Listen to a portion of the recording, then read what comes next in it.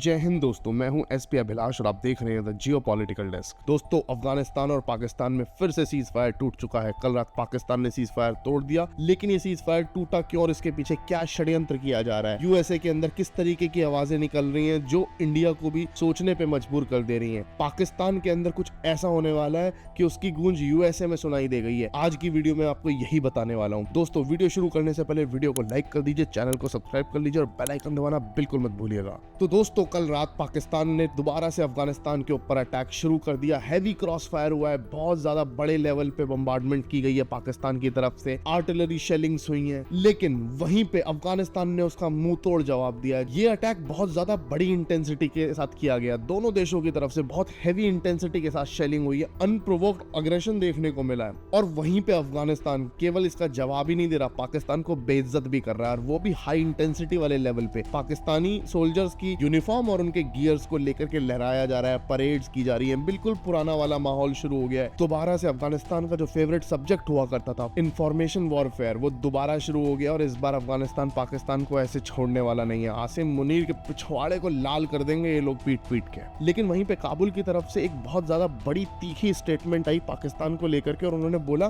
कि टीटीपी तुमने बनाई और ये तुम्हें जिंदा चबा जाएगी।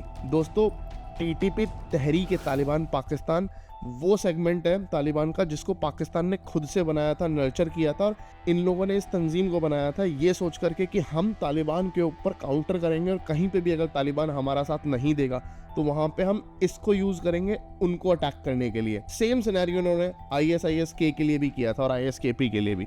इन्होंने मल्टीपल तंजीम्स बनाई थी जिनमें से एक टीटीपी थी, और टीटीपी इस टाइम पे पाकिस्तान में लगभग 80% जो अटैक होते हैं उनके लिए रिस्पॉन्सिबल टीटीपी है। अगर मैं आपको बताऊं कि पिछले एक हफ्ते के अंदर लगभग 17 से 18 अटैक किए हैं टीटीपी ने पाकिस्तान के अंदर, तो आपको शॉक होने की जरूरत नहीं है, क्योंकि पाकिस्तान इनके लिए एक प्लेग्राउंड बन चुका है, और ये प्लेग्राउंड जानबूझ के बनने दिया गया है। क्योंकि दोस्तों, मैंने स्टार्टिंग में मेंशन किया था कि कौन इस षड्यंत्र के पीछे है, किसने दोबारा से पाकिस्तान और अफगानिस्तान में बीच में आग लगा दी। तो मैं आपको एक चीज बताना चाहूंगा। आपको याद होगा कि पिछले कुछ दिनों से बड़ी अजीब सी स्टेटमेंट आ रही है पाकिस्तान की तरफ से, जिसमें पाकिस्तान हमेशा आकर के ये बोल देता है कि भाई ये इमरान खान मेंटली इल है, पागल हो गया है, और ये डिल्यूजनल है, नार्सिसिस्टिक है, नेशनल सिक्योरिटी थ्रेट है। इस तरीके की स्टेटमेंट आ रही है, वो भी पाकिस्तान के बड़े बड़े इंस्टीट्यूशन से, लाइक DGISPR। मतलब भाई साहब, ये ISI का मीडिया विंग है एक तरीके से, और यहाँ से ये स्टेटमेंट आ रही है जिसमें इमरान खान के ऊपर डायरेक्ट अटैक किया जा रहा है, उसको नार्सिसिस्ट बोल रहे हैं, डिल्यूजनल बोल रहे हैं, नेशनल सिक्योरिटी थ्रेट बोल रहे हैं। मतलब एक तरीके से उसको पागल करार करने की कोशिश दी जा रही है। ब्लेम किया जा रहा है कि वो फॉरेन बैक प्रोपेगेंडा चलाता है पाकिस्तान के अंदर। रॉ का नैरेटिव उसके खिलाफ स्टार्ट किया गया। उसको ये बोला गया कि वो सिविलियंस और मिलिट्री में एक डिवाइड क्रिएट करना चाहता है। पाकिस्तानी आर्मी का मतलब ये है कि इमरान खान पाकिस्तान के सिविलियंस और उनकी आर्मी के बीच में लड़ाई करवाना चाहता है। इन सारी चीजों से आपको क्या समझ आता है? इन सारी चीजों से केवल एक ही चीज क्लियर होती है दोस्तों, वो ये है कि ये अपना ग्राउंड तैयार कर रहे हैं, ताकि कल को जब ये पाकिस्तान में इमरान खान को लटकाएंगे या फिर टपकाएंगे तो इनको जस्टिफाई करने के लिए एक लेवल मिल जाए, एक ग्राउंड मिल जाए। क्योंकि भाई कल को अगर ये इस तरीके की कुछ भी हरकतें करते हैं तो पब्लिक को तो जवाब दे होंगे, पब्लिक को जब जवाब देना पड़ेगा तो इनकी फटेगी, सीधी सी बात है। क्योंकि भैया पब्लिक पूछती है क्वेश्चन, अब पब्लिक के क्वेश्चन का जवाब सीधे सीधे दे दिया जाए, तो इसलिए पहले से ही ना एक भूमिका तैयार कर रहे हैं। वहां पे क्लियर बता रहे हैं कि भाई हमने आपको पहले ही बताया था कि ये डिल्यूजनल है, ये इंडिया का साथ देते हैं, इंडियन बैक्ड प्रोपेगेंडा चलाते हैं, रॉ का नैरेटिव इनके खिलाफ बताया जा रहा है। तो ये सारी चीजें केवल और केवल इसलिए हो रही हैं कि कल को जब इमरान खान टपकाया जाएगा तो आर्मी को एक कवर फायर मिल जाए, जिससे इनके देश के जो लोग हैं उनका गुस्सा उनके ऊपर ना फूटे। देखो, किसी भी देश के अंदर सबसे ज्यादा पावरफुल होती है वहां की जनता। इसलिए आपने देखा होगा कि जब ये नेपाल के अंदर जनजी प्रोटेस्ट हुआ था, या फिर फिलीपींस में बहुत बड़े लेवल पे, मास लेवल पे प्रोटेस्ट हुआ था करप्शन के अगेंस्ट, तो बहुत बड़े बड़े चेंजेस आपको देखने को मिले थे। सेम चीज आप अफ्रीका से लेकर के पूरे वर्ल्ड वाइड देखेंगे। हर देश की जो पावर रिजीम होती है, चाहे वो कॉन्स्टिट्यूशनल हो चाहे वो मिलिट्री वाली हो, वो केवल एक चीज से डरती है, वो है लोगों की एकता। यहाँ पे केवल ये लोग यही कोशिश कर रहे हैं पाकिस्तान के अंदर कि पाकिस्तान के लोगों में एक यूनिटी नहीं आनी चाहिए। जिस तरीके से गुलाम बना के रखा गया पाकिस्तान के लोगों को अब तक आर्मी द्वारा, वही आगे भी चलता रहे और उसी चीज को कंटिन्यू करते रहे। और इनको बीच में ये लगा था कि इमरान खान केवल इकलौता एक ऐसा लीडर है, और एग्जैक्टली ये सच भी है, क्योंकि इमरान खान इकलौता ऐसा लीडर रहा है जितना इतने बड़े लेवल पे मासेस को मूव करवाने में कामयाब हुआ है। मतलब इमरान खान अगर बोलता है तो पब्लिक सुनती है, और केवल सुनती ही नहीं पब्लिक, वो करती भी है जो इमरान खान कहता है, और इस चीज से इनको लग रहा है डर। इसीलिए ये लोग जल्दी से जल्दी इमरान खान का किस्सा खत्म करना चाहते हैं। तो अगर आने वाले कुछ दिनों के अंदर या फिर कुछ हफ्तों में हमें अगर ये सुनने को मिल जाता ना कि ये लटक गया, निकल लिया, तो समझ जाइएगा कि किसने इसका कांड किया है। और ये जो अब पाकिस्तान और अफगानिस्तान के बीच में सीज फायर टूटा और दोबारा से एक्सचेंज शुरू हो गया ना, एक मतलब वायलेंट फाइट स्टार्ट हो गई है, ये एक बहुत बड़ा षड्यंत्र है। ये षड्यंत्र है आसिम मुनीर का, क्योंकि आसिम मुनीर लोगों का ध्यान हटाना चाहता है फिलहाल के लिए अपने CDF बनने और इमरान खान के ऊपर से।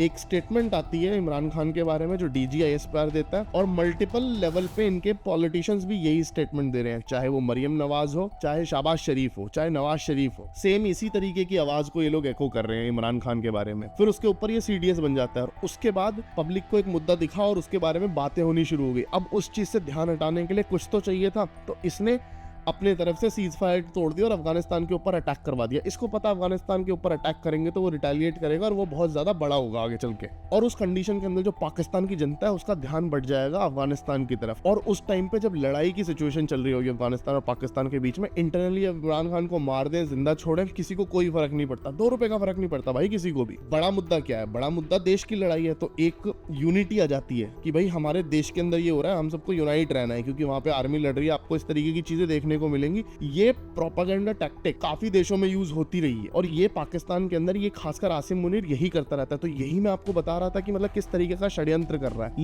लेकिन इसके बाद जो आने वाली चीज है वो और ज्यादा बड़ी है, जिसमें आसिम मुनीर को डर लगना शुरू हो गया। पाकिस्तान के अंदर लगभग हर हफ्ते 12 से 15 बॉम्ब अटैक हो रहे हैं। कभी सुसाइड अटैक होता है, कभी पुलिस हेडक्वार्टर में बम फोड़ देते हैं, कभी इनके कोर्ट में बम फूट जाता है, कभी आर्मी वाले अपने हाथ में खुद बम फोड़ लेते हैं। मतलब नकारा आर्मी है, कुछ तो करती नहीं है पूरे टाइम। इनको या तो केवल आटा बनाना है, या डाइपर बनाना है, या मूंगफली छीलनी है, इसके अलावा कुछ काम नहीं है। और तीसरा काम बस ये है कि अपने सीनियर्स की चाटने का, दैट्स इट। जो इनके सीनियर्स हैं वो अमेरिकन की चाटते हैं और यूरोपियंस की समटाइम्स, अगर वो काम कर जाए तो। पाकिस्तान के अंदर जो टेरर इकोसिस्टम है वो बहुत बड़े लेवल पे एक्सपेंड हो चुका है, तो इनका कोई कंट्रोल नहीं है। इनके काफी सारे इलाके इनके हाथ से निकल चुके हैं। जिस टेरिटरी को इन लोगों ने चाइना को दिया था माइनिंग करने के लिए, उसके अंदर भी मिलिटेंट्स घुस गए हैं। इनके पास वहां का कंट्रोल भी जा चुका है। यूएस के एक लॉ मेकर है, उन्होंने बोला है कि आसिम मुनीर और शहबाज शरीफ की आप पहले तो अमेरिका में एंट्री बंद करो, इन लोगों को टेररिस्ट घोषित करो और इंडिया के साथ रिलेशन ठीक करो। ये क्यों हुआ? इन्होंने बोला कि 2022 के जो पाकिस्तान के इलेक्शंस थे वो रिग्ड थे, ह्यूमन राइट्स का वहाँ अब्यूज हो रहा है, मिलिट्री की डिक्टेटरशिप आ चुकी है, जो सिविल गवर्नमेंट है वो किसी काम की नहीं है, इनका 6% जो है टोटल GDP का वो करप्शन है। तो भाई आप किस लेवल पे इस तरीके की चीजों को सपोर्ट कर रहे हैं? इन्होंने ट्रंप को ये चीज बोली है, एक US लॉ मेकर ने ट्रंप को डायरेक्टली ये चीज बोली कि there is no strategic logic in supporting Pakistan. और उन्होंने ये भी बोला कि इसको स्टेट स्पॉन्सर ऑफ टेररिज्म का टैग दोबारा वापस इसके ऊपर लगाओ, और मतलब इंडिया से आप अपोलोजाइज करो कि आप ये क्या बकवास कर रहे हो। आपने वहां पे एक आतंकवादी है उसको गोदी में बिठा लिया, और जो एक देश था जिसकी हमें सबसे ज्यादा जरूरत थी उसको आपने बिल्कुल अलग कर दिया है। और ऐसा भी नहीं है कि उस देश को अलग करने के बाद हमारा कोई बेनिफिट हुआ हो या फिर उस देश का नुकसान हुआ हो। सिंपल भाषा में बोलूं तो माइकल रूबिन जो ये US लॉ मेकर है, इन्होंने ये बोल दिया कि भाई ट्रंप तुम्हारी जो नीतियां हैं बिल्कुल कूड़ा है, इसको उठाओ और कूड़े में फेंक दो, और पहले तो जाकर के तुम इंडिया से सॉरी बोलो और ये आसिम मुनीर और शहबाज शरीफ को लाइन पे लेके आओ। ये जो नाटक कर रखा है ये बंद करो आप। और बात केवल यही खत्म नहीं होती, और केवल यही नहीं, इंपॉर्टेंट बात एक और आती है कि आने वाली जो विजिट है आसिम मुनीर की जून 2026 के अंदर, उसको भी बोला है कि इसको अबॉलिश करो। भाई क्या मतलब है? प्रेसिडेंट के पास इतना फालतू टाइम है? एक घटिया सा देश का CDF आता है और आप उसको व्हाइट हाउस में इनवाइट कर लेते हो। व्हाइट हाउस में इनवाइट करने की जगह उसको अरेस्ट कीजिए पहले तो आप। ये डायरेक्टली बोला गया है उस लेटर के अंदर। माइकल रूबिन है, इन्होंने डायरेक्टली ये चीजें बोली। और ये देखो मैं एक चीज समझाता हूँ, अमेरिका के अंदर इस तरीके की वॉइसेस बहुत ज्यादा एको कर रही है। लोगों को वहां पे समझ आ रहा है कि एग्जैक्टली ट्रंप क्या कर रहा है। ट्रंप ने किया है बेड़ा गर्क पूरे देश का। जिस तरीके से इस बेवकूफ आदमी ने इंडिया के साथ रिलेशन खराब कर दिए हैं वो रिपेयर करने बहुत ज्यादा मुश्किल हो जाएंगे। ये कह रहे हैं कि भाई आप पाकिस्तान छोड़ो, इंडिया के लिए डायरेक्टली एक डिप्लोमेट भेजो बहुत अच्छे लेवल का, जो केवल और केवल डेडिकेटेड टू इंडिया हो, जो हमारे रिलेशन अच्छे कर सके। यहां तक कि इन्होंने ये बोला कि आप ट्रंप को जो पीस प्राइज दे रहे हो वो इसलिए मत दो कि उन्होंने इंडिया पाकिस्तान की लड़ाई रुकवा दी, इसलिए दीजिए कि उन्होंने इंडिया को रशिया की तरफ बिल्कुल कंप्लीटली पुश कर दिया है और रशिया और इंडिया भी एक साथ आ गए हैं, इसलिए आप पीस प्राइज दीजिए उनको। और दोस्तों यहाँ पे ना इस चीज को भी हाईलाइट इन्होंने भी किया और ये बट ऑब्वियस भी है। यहाँ पे जो शहबाज शरीफ है, आप देखोगे वो ऑपरेशंस की बात करता है तो केवल फोटोज लेकर के आता है, वो भी सोशल मीडिया वाली वही दिखा रहा होता है। आसिम मुनीर गायब रहता है, उसका तो कोई आंसर ही नहीं आता किसी चीज में, कोई प्रेस कॉन्फ्रेंस नहीं है, कोई एक आर्मी चीफ वाली जो हरकतें होती हैं वो कहीं नहीं दिखती आसिम मुनीर के अंदर। वहीं पे सिविलियंस का ये हाल वाले कि भाई इन्होंने अपने सिविलियंस के ऊपर अत्याचार करना शुरू कर रखा है, किसी को भी ये कभी भी अरेस्ट कर लेते हैं, उनके ऊपर ब्रुटैलिटी करते हैं। सुप्रीम कोर्ट के जजेस हैं, उनको या तो ये अरेस्ट कर लेते हैं या उनको प्रेशर करते हैं या उनको डायरेक्टली मिलिट्री कोर्ट के अंदर बोल देते हैं कि आप कोई केस नहीं लड़ेंगे और सीधा मिलिट्री कोर्ट भेजो।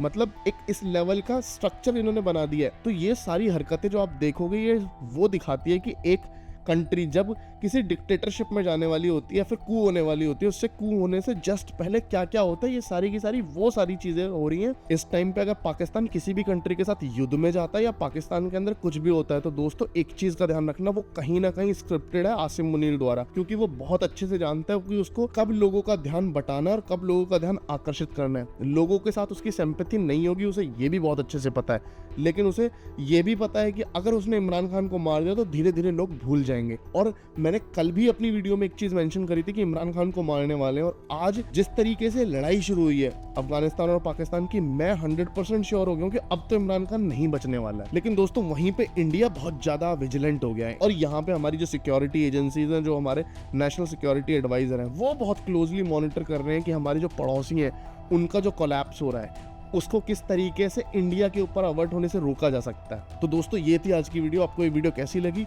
कमेंट्स में बताना बिल्कुल मत भूलना। जय हिंद, वंदे मातरम, भारत माता की जय।